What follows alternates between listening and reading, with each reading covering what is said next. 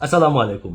এক ভাই প্রশ্ন করেছে, ভাই 110 সিসির উপরে মোটরসাইকেল চালালেই সরকারকে দিতে হবে বছরে 2,000 থেকে 10,000 টাকা পর্যন্ত ট্যাক্স। আমরা তো সরকারকে অলরেডি ট্যাক্স টোকেনের নামে প্রতি 2 বছর পর পর ট্যাক্স দিচ্ছি, তাহলে নতুন করে এই ট্যাক্স কেন দিতে হবে? আমাদের অপরাধ কি? অপরাধ কি মানে? অপরাধ বুঝতে পারছেন না? আপনার প্রথম অপরাধ হয়েছে এই দেশে জন্ম নেওয়া, আর দ্বিতীয় অপরাধ হয়েছে আপনার মোটরসাইকেল কেনা। আপনি মোটরসাইকেল কিনছেন কেন? আপনি একবার চিন্তা করে দেখেন যে এই দেশে মোটরসাইকেল কারা চালায়?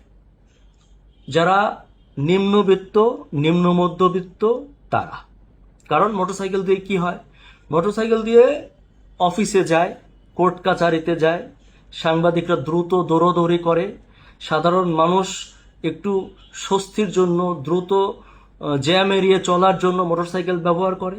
এছাড়া যারা রাইড শেয়ারিং করে, উবার পাঠাও, তারা দুটো পয়সা উপার্জন করে সংসার চালানোর জন্য।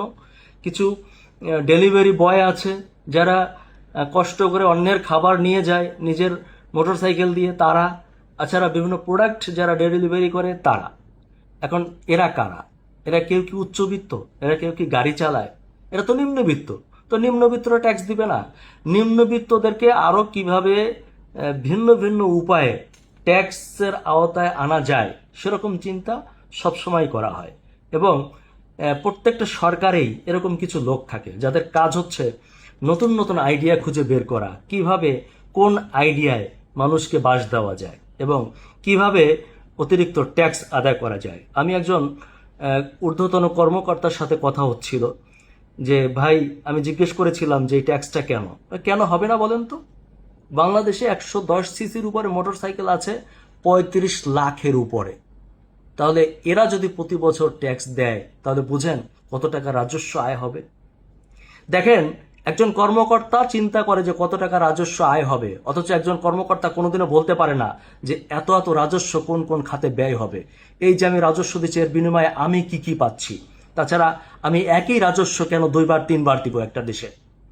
এই কথাগুলো বলার মতো লোক আমাদের দেশে নাই।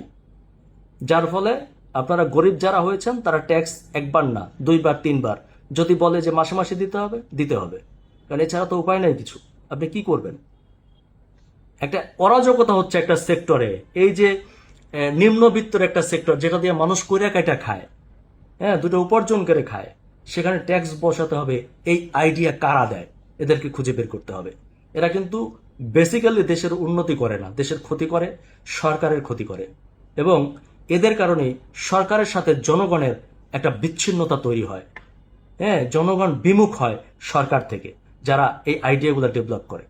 আমি মনে করি যে সরকারের এটি বিবেচনা করা উচিত। যারা উচ্চ পর্যায়ে আছেন তারা এই বিষয়গুলো মাথায় নেন।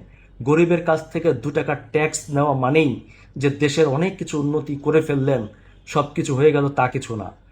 মনে রাখবেন যে জনসমর্থন একটা ফ্যাক্ট।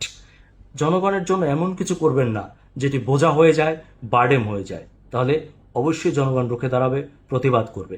আশা করছি বুঝতে পারছেন যে আমি কি বলতে চেয়েছি। ধন্যবাদ।